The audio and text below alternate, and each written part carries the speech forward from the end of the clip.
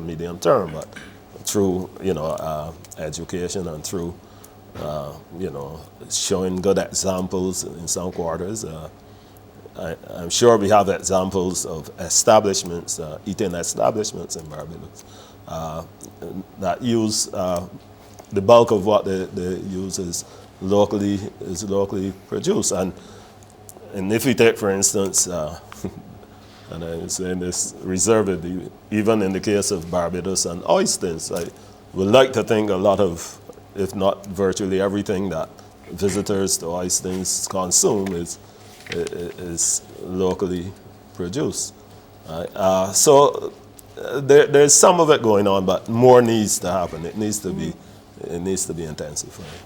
Patrick, it doesn't seem like you agree with him. I think what the philosophical question that you're raising is what we're all dealing with in the Caribbean right now, which is from independence onwards, we had the concept of regional manufacturing, local manufacturing, import substitution, and putting high tariffs on things that we wanted to protect.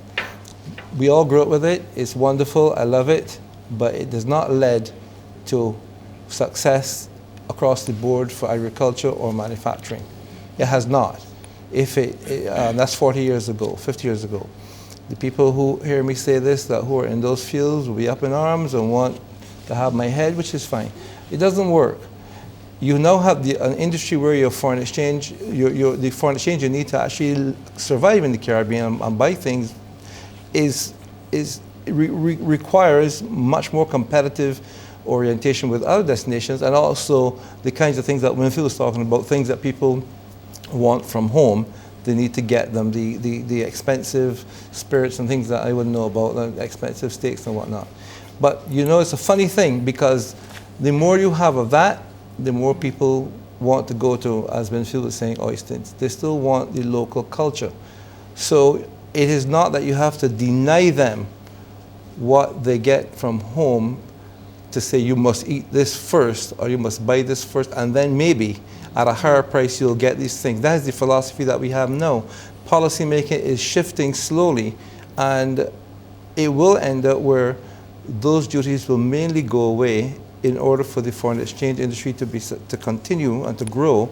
And I think that people will still gravitate to the local as they visit and want a certain portion of it to be local. At Oystons, by the way, there's a successful international fast food chain. Right opposite, but Oyston still does what we would say an extremely good business, with hundreds and hundreds of people there on weekends eating local fish and from local vendors. I mean, the Caribbean is a high-cost destination. We are expensive to visit. The hotels are not cheap, and the food is not cheap, and all of the supplies that the hotels need is not cheap. But we need to be competitive. So if a hotel can import chicken from Miami a lot cheaper than they can buy locally, they are kind of duty-bound to do that because they need to keep their costs down. So it's a two-way street. Agriculture needs to step up in order to adequately feed the hotels. And how do you fix agriculture? That's a big question. It's bigger than this table. But the hotels are right there. So I think first you've got to fix the agricultural sector, let them supply, then the hotels will buy. Okay, and in our audience, we have with us this evening our front row panel. We have the director of two hotels actually, and we would like to hear from them. Adrian Loveridge, what do you make of the comments that you've been hearing? Well, I think Pat has hit it right on the head, closely followed by Brian. That we're in a competitive industry, and we have to compete with destinations across the world. And at the moment, certainly on Barbados, we are not competitive. Our costs are very high. But there again, there's an enormous variation. I had an email today from a major US tour operator that was offering 5-star rooms in the Dominican Republic for $48 a night, all inclusive. Now, how can we here in Barbados compete with a scenario like that? Our costs are simply too high. And I think Patrick was absolutely right that government has to start treating tourism like an export industry. And that's the only way we're going to compete and survive. If you look at Barbados in particular, we're number 18. I think Brian wrote a very good article about the numbers within the region. I think it covered 18 or 19 countries, and I think we were number 18 on there. And we're number 18 for a reason, because people are deserting us and going to other destinations where they can get a bigger bang for their buck. Simple as that. Okay. All right. Thank you very much, Adrian, for your contribution. And we're just going to get a short commercial break, and we will come back to the discussion in a moment. We are discussing measuring the impact of tourism. Stay with us.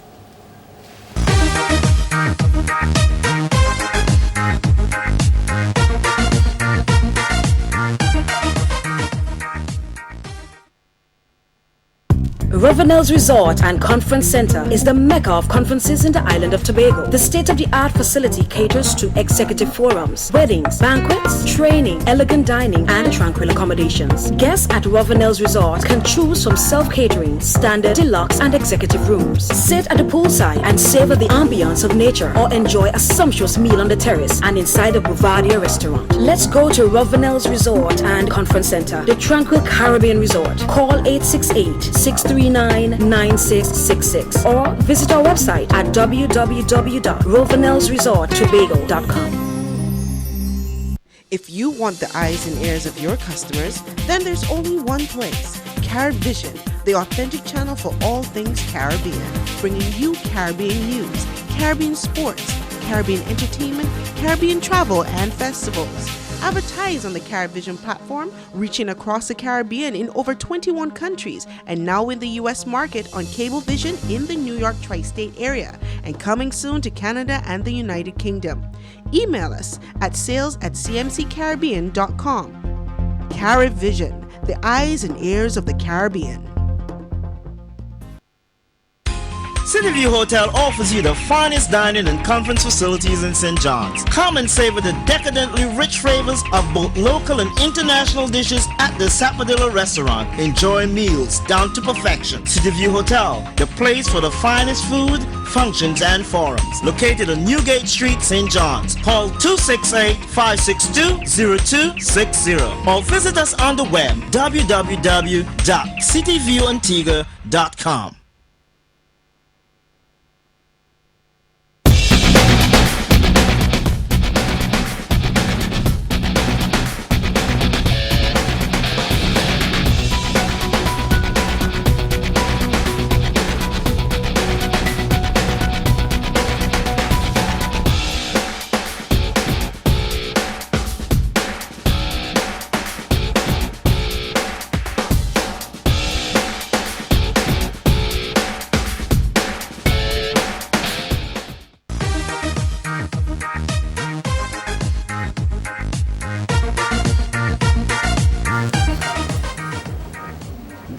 Welcome back. This evening we are discussing measuring the impact of tourism on the Caribbean. How do you measure the impact? How do you measure the growth? And what are some of the statistics that regional hoteliers and other investors in the tourism industry need to be paying attention to? And we have with us Brian Samuel, my apologies, consultant, Pat Hoyos, financial journalist, and I said that one right, and let's see if I can get this one right. Winfield Griffith, researcher at the Caribbean Tourism Organization. And now we're just going to take a quick look at the Caribbean source market. And Brian, you might be able to give us a little more insight on that. How do we compare and measure the tourism arrivals from the various markets, and what do we need to really be? Well, traditionally, we've always had the U.S. as our top market, and that still is the case. 39% of visitors to the Caribbean for the first 6 months of the year were from the U.S. And then the rest of it is almost equally split between Canada, 20%, Europe, 20%, and other, which is intra-Caribbean, Latin America, and so forth. I think that there is, of course, this is all of the Caribbean, and that includes Cuba. We have a situation, and I describe Cuba as a sleeping giant. It's the elephant that's about to enter the room. I think a lot of people don't know how big the Cuban tourism industry is. It is the joint top in the Caribbean in terms of arrivals, and it is the second largest country in the Caribbean in terms of hotel stock. Cuba. Cuba has 55,000 hotel rooms, which dwarfs everybody else except Dominican Republic. And we better get prepared for when Cuba opens up. It's not going to be long. And I think that's going to release a flood of pent-up demand for Americans wanting to go to Cuba. I think that that will affect Jamaica, it will affect Dominican Republic, it will affect Bahamas, it will affect these mainstream markets where I think people will say, rather than going to Jamaica this year, let's go to Cuba. So be ready for that sort of sucking up of arrivals into Cuba from the other traditional markets. What makes you think that Cuba is going to open up to Americans anytime soon? Common sense. How long can it go on for? How long can this ridiculous situation go on As there are for? Republicans in government? Yeah, well, In America? you know, one thinks that this has to happen sooner or later. I can't imagine it going on another 10 years, but it's politicians, so who can say? And we have Erwin Clare on the live on the line, and we just want to say good evening to you, Erwin.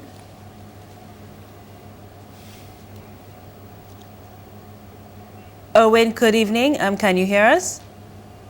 Hi, good evening. Hi, good evening. Thanks for joining us. Like we said earlier, we're discussing measuring tourism's impact. And we were just discussing with Brian Samuel, Source Market. And what I believe that you would have heard his comments, especially relating to Cuba. What do you make of that?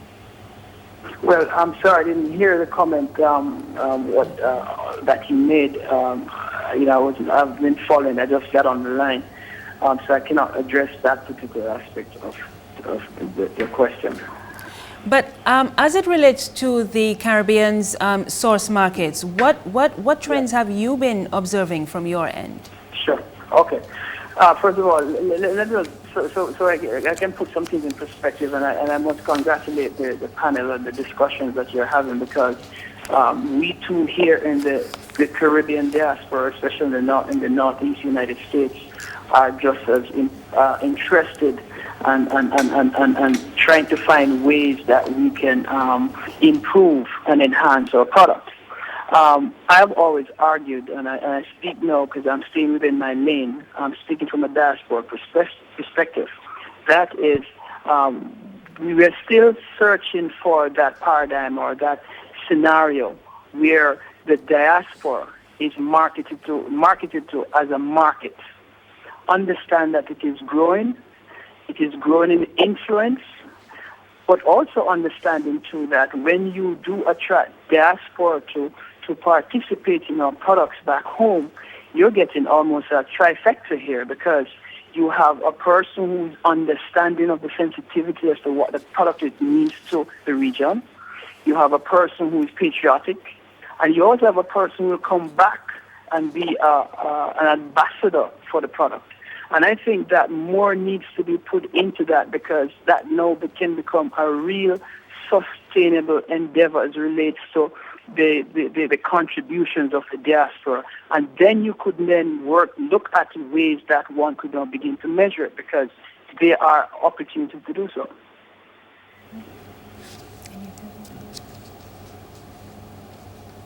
I don't know if any of the members of the panel would like to either respond to what we just heard from Erwin. Do you agree? Is it Erwin? Erwin, yeah. Erwin Clare. Erwin. I think you're right on the money there, sir, because I know that we make the effort. We've had, in Barbados, we've had the Crop Over Festival, and I know other countries have had similar festivals, and a lot of those people come, you could call them diaspora descendants or whatever, they come back. But I agree with you that that's not nearly enough. There needs to be reasons why people get together, but people usually come together not necessarily for I was born there reasons. They don't come back as a group for that. They come back because they're members of the Association of Firemen or nurses or doctors. They come back for conventions and so forth. So unless it's a big family type street parade thing like a crop over, it's hard to get diaspora people back unless you offer, I suppose, special airfares or packages. But I think we should market. You see that's where I think the challenge lies, because understand now that the diasporas are persons who are looking at elsewhere to spend their money, and to think that it's just a matter of groups coming down because they may be part of an association. I think that's something that we're missing out on here. We have our children who are born here, and may not necessarily have that kind of affinity to the region. I'm just saying to those who are in charge of marketing the product, we better begin to understand that marketplace and realize that the Caribbean community places itself high in the disposable income for things of the sort, and should not just be pigeonholed as to friends and families coming home because they're helping their high school or their churches, but as consumers of your products. I think that returning residents or diaspora residents who are coming on holiday get frequently disparagingly referred to as, well, they're not real tourists. They're staying, and it's unfortunate. They're staying with friends, and they don't maybe, spend in hotels and so on, but they're still visitors, and it's still a large market that we need to push aggressively with all the others, especially during carnival time, crop over time, and all these festivals and so on, Christmas, summer holidays. You get a lot. I mean, certainly, I would say that in the Grenada market, it's at least 15-20% of the total. Yeah, the surveys have actually shown that returning residents, if you want to call them that, don't spend on average much less than other visitors, particularly in the case of Barbados. There was a time when a lot of the Bajan Yankees, as we call them, would come and they would spend time more with their family and avoid an accommodation bill. But more and more now, you find a lot of them actually stay in established accommodation and so on. In Grenada, we call them JCBs, just come backs. They also spend a lot of money on entertainment. They've got friends who live here and so on, and they really do a lot of spending in that particular area. Okay. Normally more than the average of, say, a non-national. Returning a non-national visitor. Okay. All right, and we would just like to say thank you very much to Erwin Clare, a member of the diaspora who joined us this evening for the discussion. Thank you very much to you. And at this point, we're going to take another commercial break. And just to remind you, the members of our audience, that you can participate. You can email us with your questions or comments at destinationcaribbean@cmccaribbean.com. You can also call us toll free at 1-855-213-7500 if you're calling from outside of Barbados. But if you're in Barbados, the number is 467-1046. We'll be right back.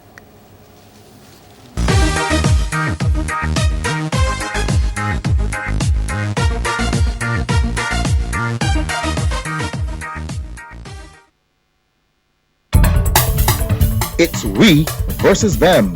CMC brings you live action from the Bangladesh Tour of the West Indies, August 20th to September 17th.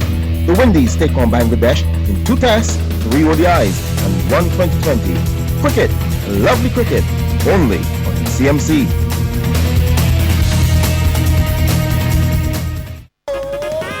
The government of Dominica and Discover Dominica Authority alongside Platinum Platinum Digital present the 18th World Creole Music Festival. Creole runs the night. October 24th, 25th, and 26th, 2014.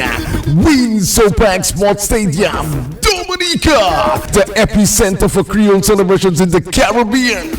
Come alive with the World Creole Music Festival in its 18th year.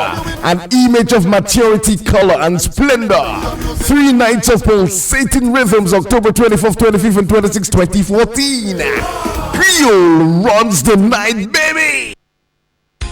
Cityview Hotel offers you the finest dining and conference facilities in St. John's. Come and savor the decadently rich flavors of both local and international dishes at the Sapodilla restaurant. Enjoy meals down to perfection. Cityview Hotel, the place for the finest food, functions, and forums. Located on Newgate Street, St. John's. Call 268-562-0260 or visit us on the web www.cityviewantigua.com.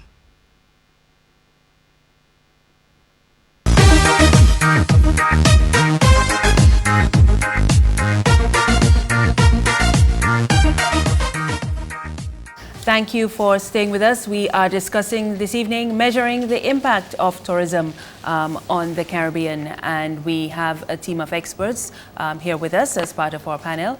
And we also have a front row panel, former hoteliers as well as current hoteliers, and we're going to be speaking with one of them in a moment, the retired managing director of the Accra Beach Hotel, John Martineau.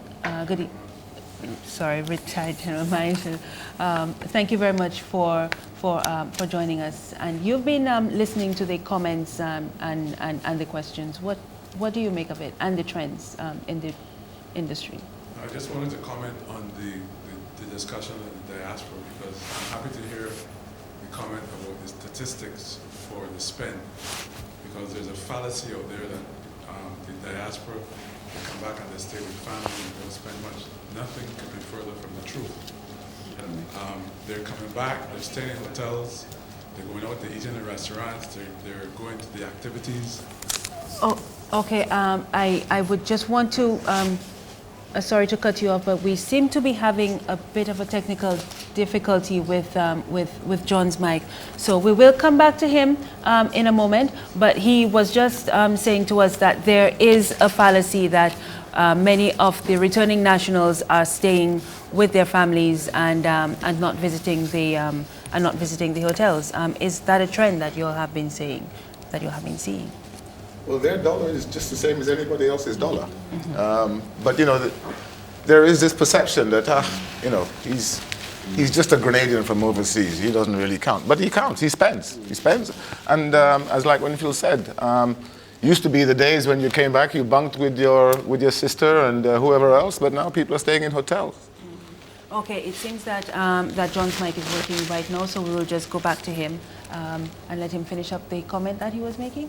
Yeah, the other point of that too is not only are they coming back, but they're also bringing back fellow West Indians in the diaspora. So especially for things like crop over and cricket and entertainment events, you will get 2 or 3 Barbadians coming back to Barbados, but they bring in somebody from Trinidad who lives in Washington or New York with them. They bring in somebody from other islands. So I just wanted to make this point that the diaspora is a significant spender when they come to the destinations.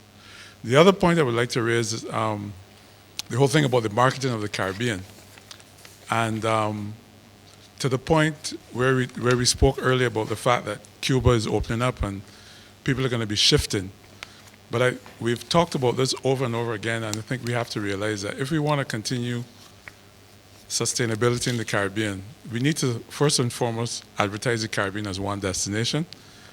And then the other aspect of that, when we do that, then by destination, we need to decide what we're best at and look at the niche marketing aspect of the Caribbean. We have to stop trying to be everything for everybody, because that's not working. And we have shown statistically, years ago when the CTO, when there was a One Caribbean advertising for the destination, it clearly showed that the visitor arrival increased during that period. Unfortunately, for Lord knows how many other reasons, primarily financial, because in order to do this, every individual government has to step up to the plate to put money in the pot. Well, that has been a problem. But it clearly shows that when we advertise the Caribbean as one, it works. But we've been hearing this call for a number of years now. We need to advertise the Caribbean as a single a destination. What do you think is hindering that process? if so many people are calling for it, why is it not being done? Well, we need to get the governments, the membership, to dedicate funds into the marketing campaign to make it happen. It's as simple as that. It is really not rocket science. In order for the marketing to go forward, you need funds. And only about 2 or 3 governments are putting money into that fund. I think at the end of the day, we do compete with each other. You got DR and Cuba with 30, 40, 50,000 hotel rooms, and you have Grenada with 1,600. So there's a vast difference in critical mass. And at the end of the day, every country wants tourists to grow in their country first, and everywhere else second. That's the reality. We say we're all friends, but behind your back, see what's in there. That's the reality. That's right.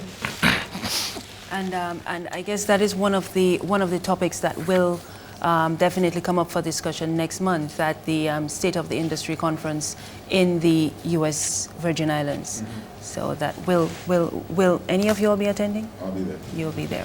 Looking Okay. forward to it. Okay, thank you very much. And one of the other aspects, though, in terms of measuring the tourism's impact on the Caribbean, I believe one of the areas that the CTO has been looking at is tourism satellite accounting. Tourism satellite. What Yes, exactly is that? Yeah, tourism satellite accounting is actually a branch of national economic accounting. Traditionally, we looked at the well-known productive sectors, agriculture, manufacturing, construction, so on. And the national accounts, following a framework which was actually developed by the UN,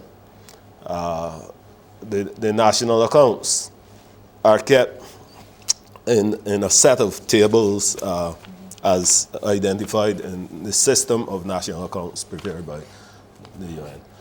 Now, tourism, because it is considered to be a hybrid, in as much as it spans several economic activities, right? It is multifaceted and it cuts across traditional economic sectors. So you've got distribution involved in tourism, you've got transportation involved in tourism, and so on and so forth. But because of its importance to the economy, it was thought necessary to prepare a separate framework, economic framework, to display the contribution of tourism to the economy, right? And this special framework is called a system, the Tourism Satellite Accounting System. That too has its origins in committees set up by UNWTO and various international organizations where experts came together and prepared the framework for presenting the various areas of tourism, the tourism activity, in a way that will allow you to make comparisons between sectors, the traditional sectors and so on, as well as to make international comparisons and so on. And most importantly, of course, it measures the direct impact of tourism, the tourism activity to the economy. Right? That is essentially. Is that where the tourism value-added concept comes tourism from? value-added, yes, because one of the tables, for instance, would be the gross domestic product contributed by tourism to the economy. And the gross domestic product, that is measured usually in 3 different ways, including the value-added approach, which